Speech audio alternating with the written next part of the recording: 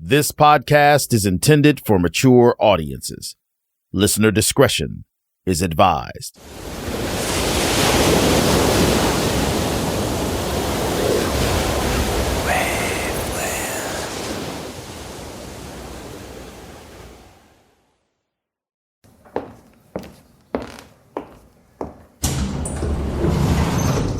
In late December 2012, Dave Neese, no stranger to the West Virginia Police Department over the past 5 months, walked up to the beige rectangular building and took the elevator to the 3rd floor.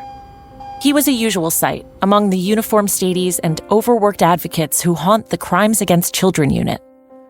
It had been 169 days since Skylar went missing. And the poor girl that worked in the front desk saw me coming through the door, and she held her finger on the buzzer and just didn't even ask. She let me go straight back. And I was a mess. Somebody had told me that somebody had confessed. Somebody told me all kind of crazy stuff that wasn't true. And Ronnie let me right in, took me to a conference room. And he said, "Dave, I got a call. I'll be right back." And he came back.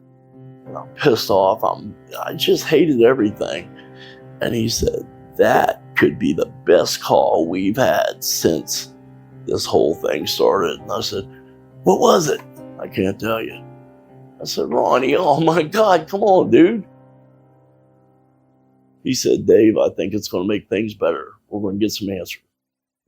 And I'm shaking, I'm crying, I just wanted justice.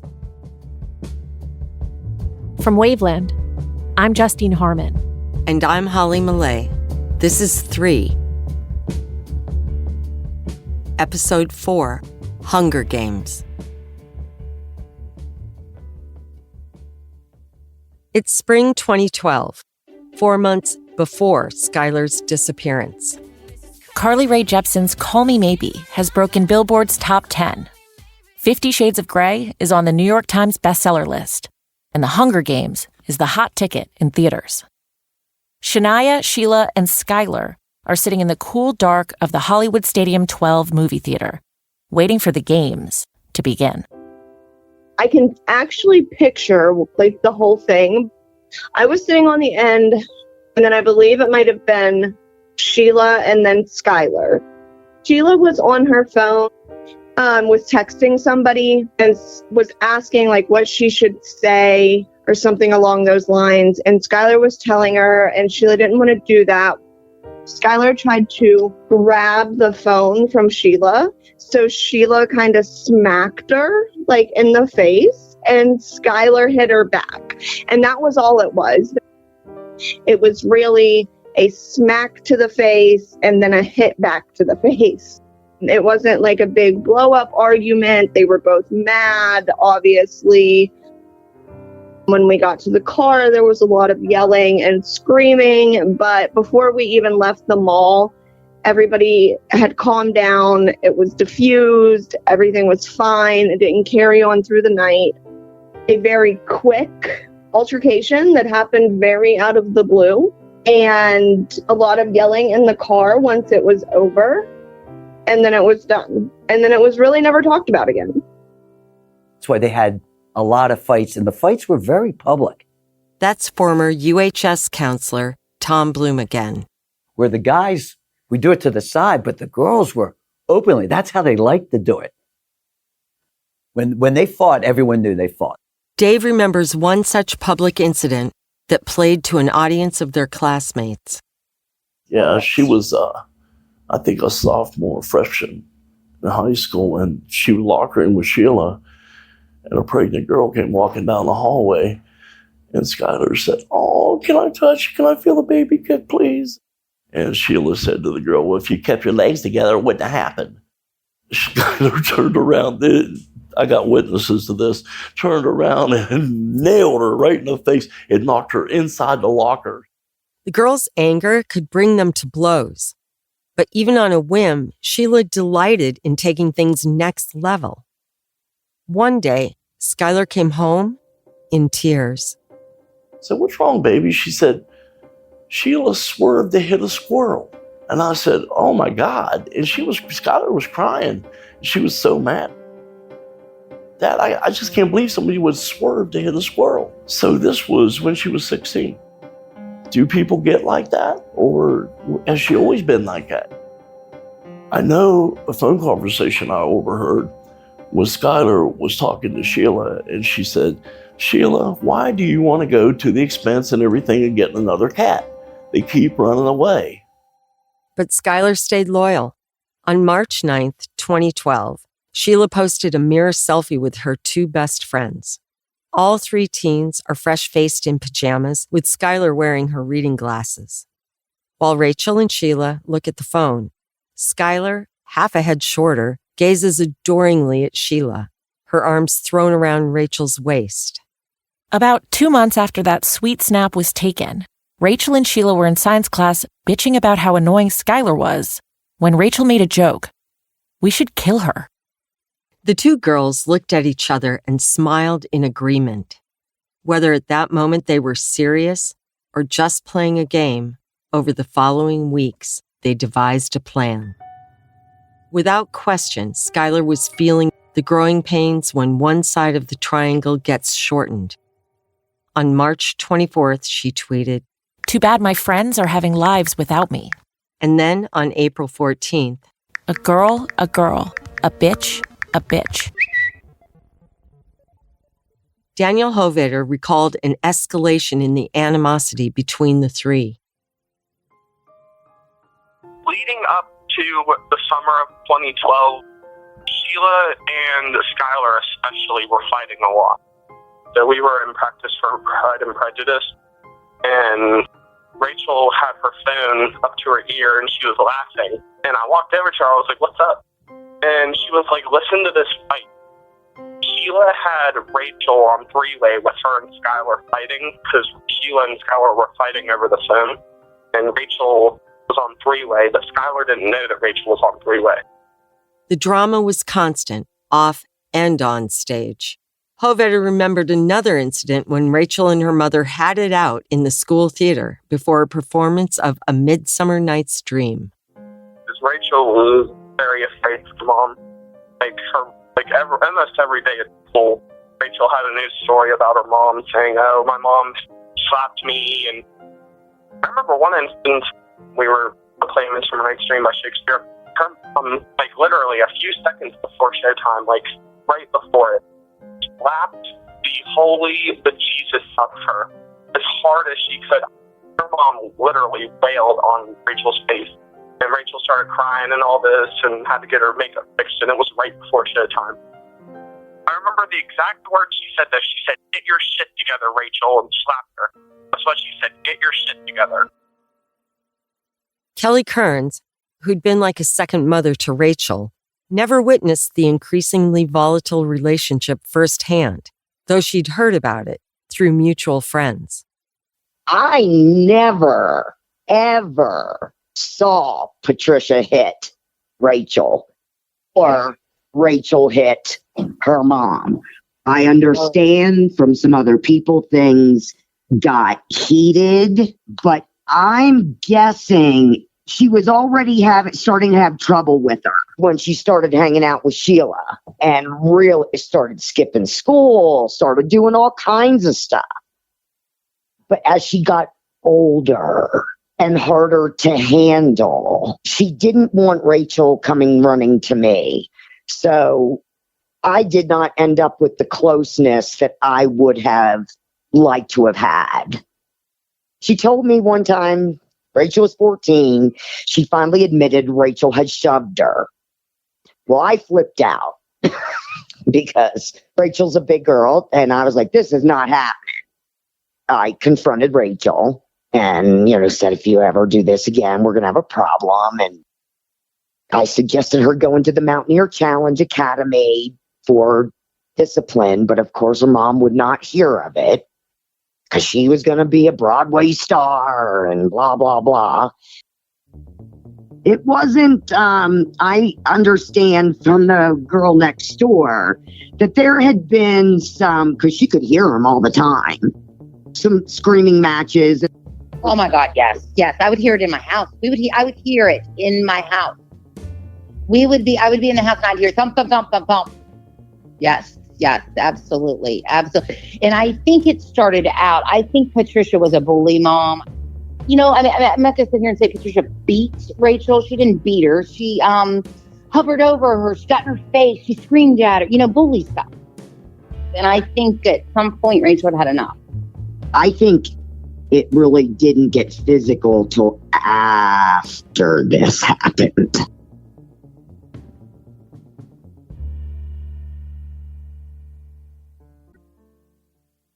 It's December in Morgantown. Skylar has been missing for 5 long months. Christmas lights along High Street are ablaze. The college students have gone home for the holiday. Missing persons posters with Skylar's face are weather-beaten. The Nieces didn't celebrate that first Christmas without Skylar. Yet there is one silver lining that holiday season. Skylar's Law, mandating Amber Alerts to be issued for all missing children, even those not suspected of being kidnapped, is gaining traction. But Skylar's legacy doesn't just live on in memory. It also lives on in Skylar's Law. Under Skylar's Law, state police could issue an Amber Alert for any missing child, even if an abduction is not suspected. On December 19th, Ronnie Gaskins shared with the Dominion Post the one thing he knew for certain. There are people who know where she's at, and they're not talking. Sheila, who had always flaunted her freedom around town, was now shadowed by a parent or lawyer, even at the local hair salon, where she'd go to either highlight her dirty blonde hair or, depending on her mood, dye it coal black. Without even trying, Aunt Carol knew both girls' comings and goings. Where I get my hair cut, Sheila and her mom go there. When she went to get her hair done, she wouldn't let Sheila say anything or talk to anybody. Like, they would try to make conversation about something, and Sheila's mom would answer, and she wouldn't let Sheila talk. I had hung flyers up in the shop. When they left, the flyers and stuff was gone. And so the girl that does my hair said, man, it was really weird. She didn't let her talk. She said, and then the signs were gone. The posters were gone. And then she said, I'm pretty sure they had to take them because who else would do it? At one point, Mary and Carol went full-on amateur detective, trying to trap Rachel in a lie. Well, first she told me, will you go to Rachel's house and talk to her with me? And I'm like, well, yeah, sure. So a couple days later, she said, well, we're going to go and we're probably going to wear a wire so they can hear what's going on. She said, because we need to get it on tape, so what's going on. So I was like, okay. And then when the time come, her mom said, no, she's not doing well. She's not feeling well or something. Carol, frustrated with all the false starts, began appealing to outsiders to conjure Skylar's whereabouts. I asked Mary, I said, can I borrow that goodie? And she said, yeah. She said, what do you want it for? And I said, I just need to use it for a little bit. Well, she couldn't find it. Well, give me her curling iron. She always liked to straighten her hair because she had the cutest little curls, but she wanted it straight. And so finally, I said, okay, Mary, I'm going to the psychic and I want to take some of Skylar's. And so she's like, you're what? And I said, do you want to go? She said, well, of course I want to go. Didn't tell the psychic why they were coming. And the psychic looked at Carol. She said, who's the girl in your life? Who's the girl that has the problems in your life? What's going on? And that's when they told her. She told us exactly where to find Skylar. We would find her by water. We'd have to go over a bridge. She knew everything. She knew there was a red-haired girl and a black-haired girl. She said, you'll break the red head, but you'll never break the black hair. I mean, it was the creepiest thing. At wit's end, on December 16th, Mary posted a 1,600-word missive on the Team Skylar 2012 Facebook page intended to stoke the flames. She wrote, these girls are more guilty than originally suspected. They have continued to withhold information to this day and have been caught in multiple lies to both the state and federal authorities. The original belief was that they were in fear of retribution or the consequences of others. Within a day or two, the post was taken down at the request of the authorities. But by then, it had been shared ad infinitum. Skylar's family members weren't the only ones going rogue. Tired of spinning in place, Chris Berry leaked details of the investigation to Dave. I took a chance. I just needed that pressure. Should I have done it? No, I shouldn't have. Ronnie called me, did you tell the nieces anything? Like, no, I didn't say anything. And I wanted to get it out there. I wanted to see what would happen. And I feel bad for lying to Ronnie for that. And I really do. I want this case solved. And on top of that, I was already pissing off sergeants and politics from the way I handled things as a trooper. I was a rough trooper. There was times to get nasty and ugly, and I got nasty and ugly. For me to throw some people around, I got answers, but I got complained on a lot.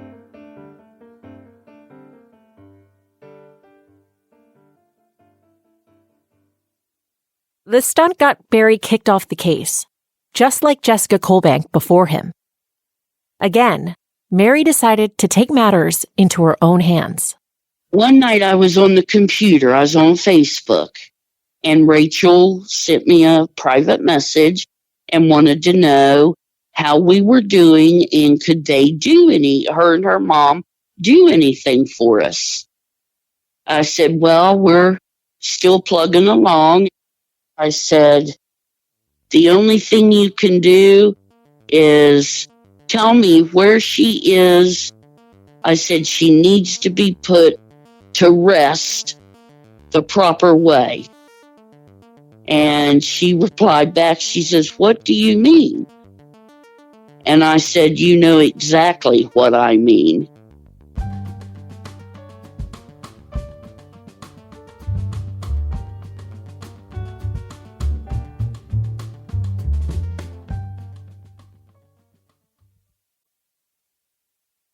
December 28th, 2012. The day after Mary Neese sent that sharply worded Facebook message to Rachel, the girl came unhinged. Patricia Schoaf placed an emergency call. She says, I have an issue with a 16-year-old daughter of mine. I can't control her anymore. She's hitting us. She's screaming. She's running through the neighborhood. Give me the phone. No, this is over. This is over. She just gave me a black eye. Oh, God. Please hurry. Kim Keener, whose house on the dead-end road was so close to Patricia's, you could, in her words, throw a rock from my porch and hit Rachel's bedroom window, heard the commotion. Thud, thud, thud, scream. She's coming out of the house. Anyway, Rachel, then maybe that's when she comes out of the house screaming, you ruined my fucking life. And then bang, smack, whatever. That's when Patricia comes running out of the house and she's holding her face. She is holding her face. And Brian and I walk out because I at that point know she's then been attacked, So her face is already black, like just black. And we are like, what is going on? What is going on? She said she picked up a lit candelabra and hit me in the face. I've called 911. She said, and I said, are you okay? She said, I'm fine. They're on their way. Just went all ape shit on them. Her mom said that was enough. She called 911. I knew she was on a self-destruct mode, is from what I understand, because of the pressure of keeping this. And then all hell broke loose when I think lamps got thrown and Patricia was telling Rachel, that's enough, it's over. When the cops came, she asked if they could take her to the hospital instead of directly to jail. That night, Rachel was admitted to Chestnut Ridge, an inpatient psychiatric treatment center for teens. Over the next 5 days, Sheila would try twice to see her best friend. When she was there, Sheila and her mom tried to get in because they wanted to know just what Rachel said. So I'm pretty sure Sheila's mom was in on all of this. I don't know at what point, and their whole theory was no body, no crime. And she just needed to hold out. Kara and Sheila were trying to get in Chestnut Ridge, and they didn't just go like one day. Like they went multiple days. They tried to talk to one of the security guards, because when you go to Chestnut Ridge, you can get in there and you can get on the elevator, but you can't get on the secured floor and you can't get through the door once you get out the elevator. So they had tried every which way to get on that secured floor. At one point, someone had a wig on, sunglasses. But of course, they couldn't get in to see her because of security. Thank God for that, because she probably would have convinced her to keep her mouth shut. For the first time since they met, Rachel was beyond Sheila's reach, and Sheila's tweets were no longer defiant. At 5:25 p.m. that day, she wrote, Wow, literally worst night of my life.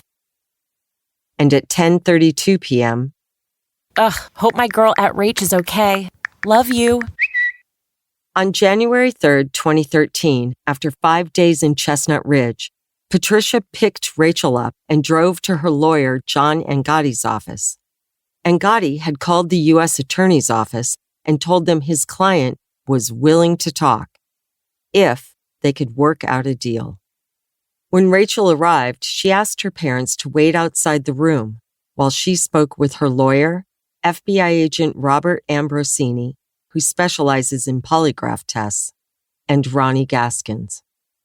There was just four of us in the room when she confessed. It was her, it was her attorney, John Angotti, it was myself, and it was the FBI agent. His name is Robert Ambrosini, and he assisted us on these interviews. I don't think she wanted her parents in there because, I think she was scared because her mom was going to find out what did happen to Skylar and what her involvement was. So her parents actually found out after the confession. I was expecting her to tell us what we thought had happened. There was this party, because we kept getting all these rumors. We don't know where it came from. We tried to narrow down the source. We couldn't do that. But we were expecting her to finally say yes. Skylar had overdosed on heroin or whatever. The first three words out of Rachel's mouth were, "We stabbed her." And then, of course, myself and the agent were speechless for a little bit. And then, okay, wait, let's start over. Tell us exactly what happened. What do you mean you stabbed her? Rachel pulled over a waste paper basket in case she vomited and proceeded to recount the events in detail, unburdening herself of her sins. And then that's when she started getting into the details, how her and Sheila had conspired with one another, planned to kill Skylar the night that they carried it out. They had the knives concealed under their clothing, the shovel, and the cleaning supplies in the trunk of Sheila's car, and with the intent to drive her out there and kill her.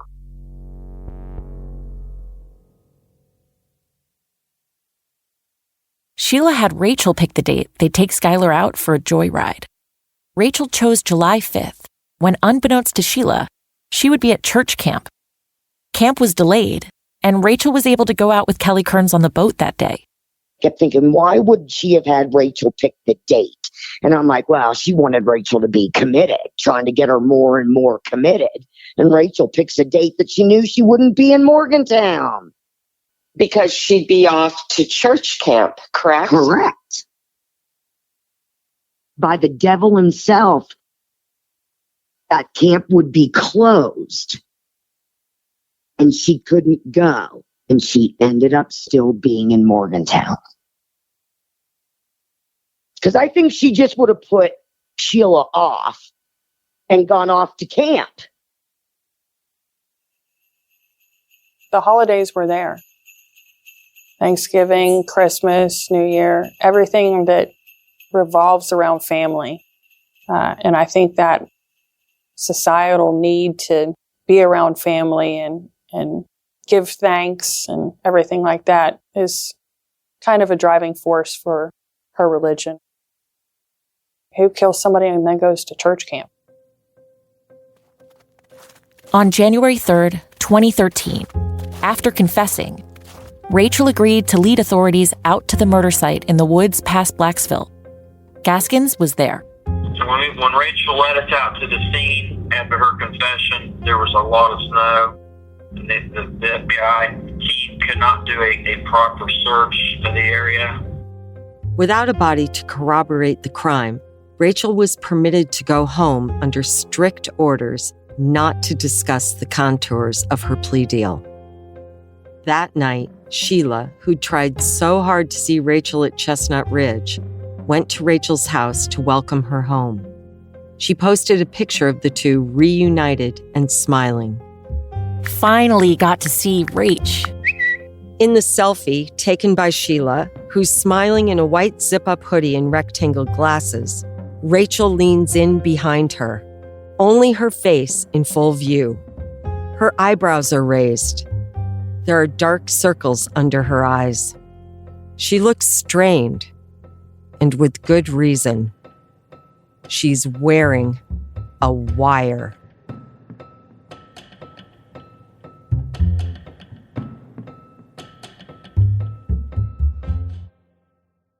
Next time on 3. He said they fucking did it. They stabbed her to death. They had FBI in the closet. They had FBI everywhere you can hide a human person. They'll never know. That's what she said. Keep your mouth shut. They'll never know. I do know she destroyed his cell phone before he came back, and that made me think she knew, you know. She took a hammer to a cell phone. I couldn't solve that case. That eats me. 3 is an original production of Waveland. The series is created and written by Holly Millay and me, Justine Harmon. The executive producer is Jason Hoke, who produced and edited the series.